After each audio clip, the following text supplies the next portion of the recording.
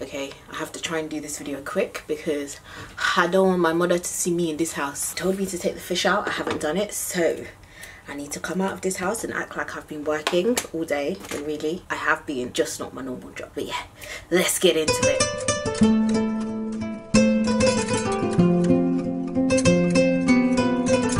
Hey beautiful people, I hope you guys are all doing well. Now we are going to address the elephant. Actually, no, we're going to address the elephant in the room somewhere in the middle of this video. So you have to continue watching to see when I do address the elephant, the very blonde, ash blonde elephant in the room. If you are a returning subscriber, thank you so much for returning to my channel. If you're new, welcome. Hi, hello. My name is BelleImichelle. I do fashion videos, style videos. I also vlog my travels as well as doing hair videos and a few motivational or just live chit chat videos now and again. If you aren't already subscribed, then please do. The subscribe button is right there and it's free. And who doesn't like a freebie? I like a freebie. I'm sure you like a freebie, so there you have a freebie. So in today's video, I asked you guys on my Instagram if you guys wanted me to do my first ever Q&A video in my whole, how many, I think I've been on YouTube for about six years. Oh my god, wow, I didn't even know it's been that long. So yeah, I've been on YouTube for a while and I've never actually done a Q&A video, and the reason is I've always been scared that if I ask people to ask me questions, no one's gonna ask me questions. And because in the past sometimes I have been a bit irregular with YouTube, I'm like, sometimes my engagement is really high and other times my engagement is low, so I'm just like, I don't want to do it and then nobody asks me no questions. So I finally took the plunge and I was like, you know what, let me just ask you guys. So I did a poll and everyone was like, yes, we want to see it. Well, a large majority were like, yes, we want to know about you. So I thought, okay, well, ask me some questions and we're gonna get this video out. So here I am today answering all of your questions. If you aren't following me on Instagram, then I think you should. I do a lot of interactive polls now, try to really engage with you guys and see what kind of content you guys want me to film and when you want the videos up as well. And also, because my upload schedule is a tad bit irregular, if you're not on my notification gang, a good way to know that I've always got a video up is on my Instagram, and I post really cute, like, pretty pictures and a lot of traveling pictures as well, so you got some travel inspo. So yeah, follow my Instagram if you aren't already, and I'm just gonna jump right into all of your questions. Actually, firstly, I do want to say big thank you to everyone that did ask me questions. So the first question is, how do you balance a full-time job, a social life, and YouTube or social media content creation? The answer to that is I don't.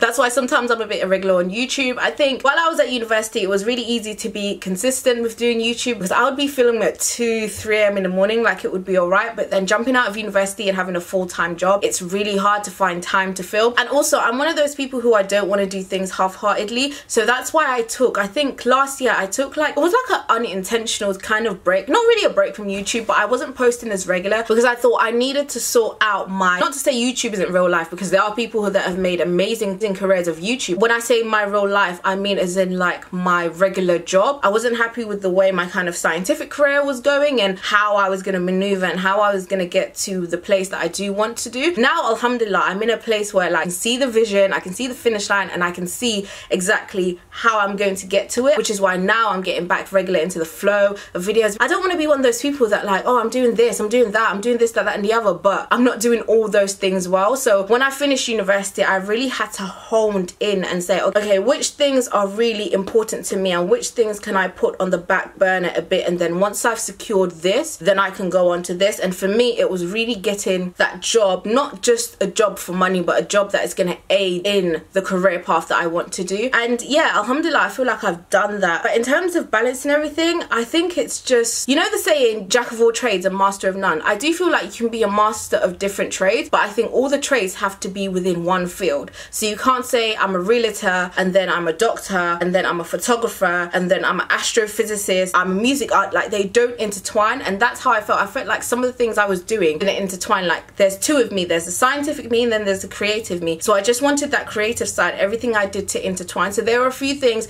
like my radio show and stuff that I had to stop doing just so I can perfect certain things, and then slowly I'll start introducing these back into my life. I think it's just balancing and prioritizing, timekeeping. And you also said social life. I don't really have a social life, to be honest with you. At uni, I used to always go to like these open mics, I used to host shows and all of this, and like music events and all of that stuff, but I've literally been so focused in my career in getting that particular role, because what I want to be, I'm going to be that profession. There's no if, buts, and maybe. It's taken me a bit longer, but I'm going to get there. So I've literally just had that in my mind. But now now I'm going to a few more festivals this year, so I guess my social life is going up a bit. But really and truly, I like my house. Anyone who knows me knows I'm either at work, at the gym, or in my house. That's literally me. Another thing I will say is listen to your body. If your body is telling you that it's tired, it needs to rejuvenate, definitely listen to your body. I've had a few experiences where I haven't listened to my body and I have suffered the consequences. So now I'm very, very against the notion of saying, oh, I'm so busy, oh, I'm so tired, I don't have time to sleep. Always find time to sleep. Your health is so important. Always find time to work out as well, because I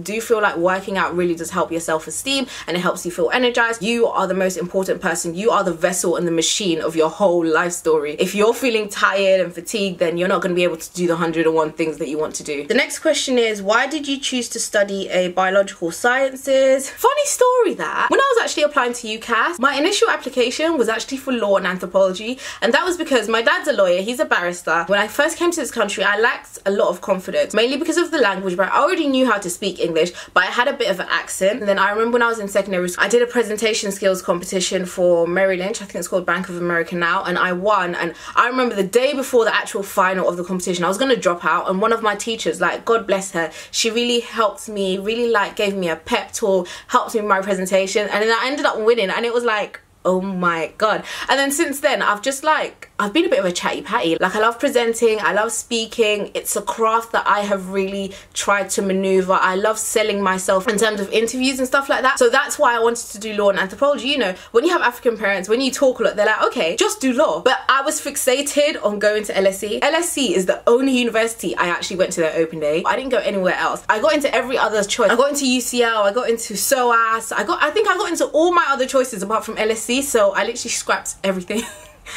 I was so dramatic. I scrapped everything and I was like, I don't want to do law anymore because I didn't get into LSE. And then I had to sit down and say to myself, okay, Michelle, what do you actually want to do? And then I realized I've always been a bit of a science geek, like from young, but not really the biological sciences yet. I've always been into physics. I remember when we first came to this country, I had godparents who would always take me to this like garage sale, and when we went once, we saw this, it was like a little like a physics set, but it was to do with like the stars and the moon, like astrophysics. And then she bought it for me, and I remember I loved that toy set so much. Make like little experiments. I was just making a whole lot of concoctions in the house. I always think back to that memory because it reminded me that, Michelle, no matter what, you have always been into science and knowing different things. At A levels, I was taking chemistry and biology, and then I was just looking through course prospectuses and I saw biomedical science. I saw that it incorporated a lot of things that I liked. So biology, you had chemistry in there, human physiology, molecular biology and genetics and stuff like that.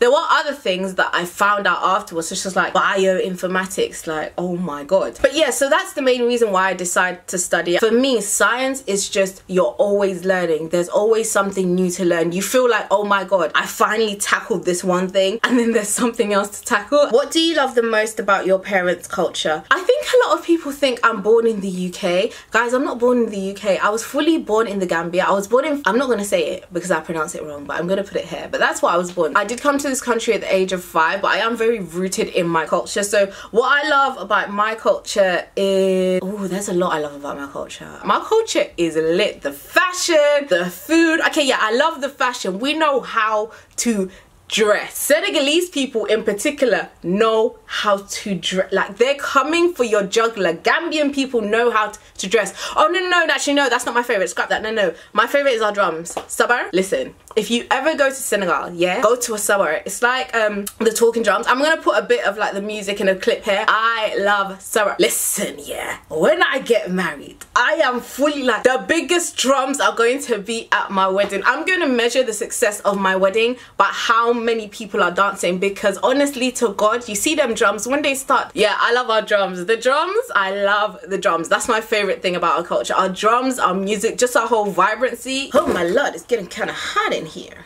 Where do you see yourself in 5 years time? Probably studying again. Inshallah, I'm studying again, and I'm studying what I really want to study. Not that I love my degree, I don't want to be a biomedical scientist, but biomedical science as a degree, love it. But yeah, I'll probably be studying again, hopefully married, inshallah. I do want to get married. In 5 years, I'll be 31. No, I'm 25 now. In 5 years I'll be 30. I want to have my first child as well, inshallah. I want my YouTube career to have taken off a bit as well, because if I'm studying again. It's gonna make it easier to do YouTube, and yeah, I want to do more of the brand of Belle Michelle. And also I want to have started my own line of a certain thing. What would you classify as one of your biggest achievements to date, and why? I'm gonna go back to what is that my mom? Guys, I'm really scared. I really do not want this woman to see me in this house, or else it's all over Jackie. Winning the Merrill Lynch presentation skills competition, when I think about my confidence at that time, like it was literally like here,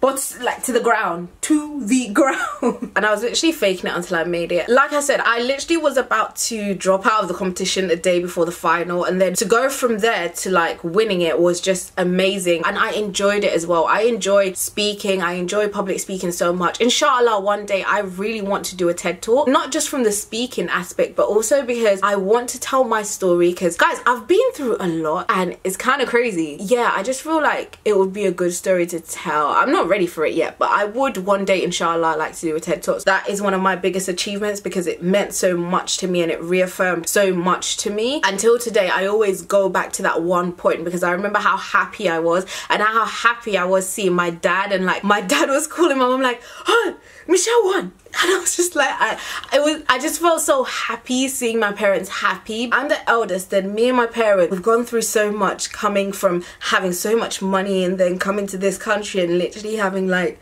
nothing, and we got a tad bit emotional there. But yeah, basically yeah, I was just so happy to see my dad so proud of me, my mom so proud of me. Oh, she asked, and actually I'm gonna keep the questions anonymous, but this particular person I do want to shout out. I think it's Core. Okay, no, I don't want to butcher your name, but I just want to shout her out because I feel like she's been following me for such a long while, and there's a few of you, and I see you guys. You guys have been with me from the beginning. I see you guys, and I'm so appreciative of you because you've literally been with me from the start. So yeah, I really, really appreciate you, and I just wanted to shout you out. Like, I love you. So her first question is, how did you learn to become so confident, strong, and ambitious? Oh, thank you. Like I said before, literally fake it until you make it. And when I say that, I don't mean that in a bad way. I don't mean be like obnoxious and be like, oh my god, I'm better than everyone type thing. Even if you don't believe in yourself, act like you believe in yourself. And even on the days when you feel like, oh my god, I look like trash, I don't want to go out, oh my god, I feel so down, don't let that keep you down. There's literally so much power in your tongue, and also so much power in your mind. What you reaffirm is what you'll start to believe. Also,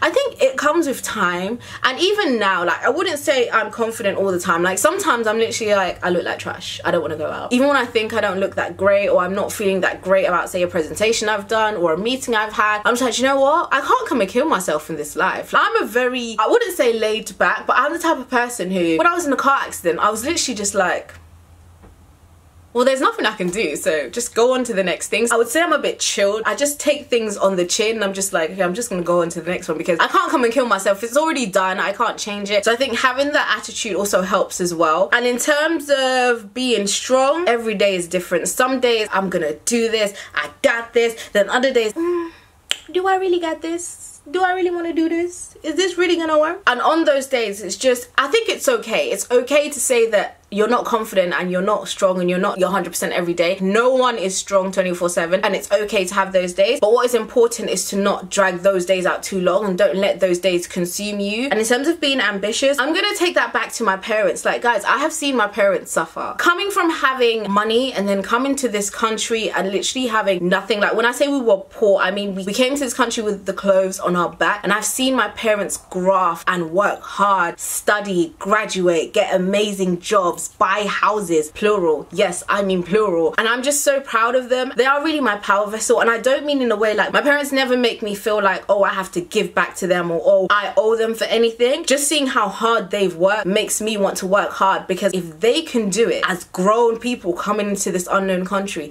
I really have no reason to fail. Like, I can't come and suffer in this country because my parents did not come and let the suffering that they had consume them. They got up, they did what they needed to do. So yeah, in terms of ambition, my ambition is my parents are my motivation, and also because I want to do well for myself. I think everyone should want to do well for themselves as well.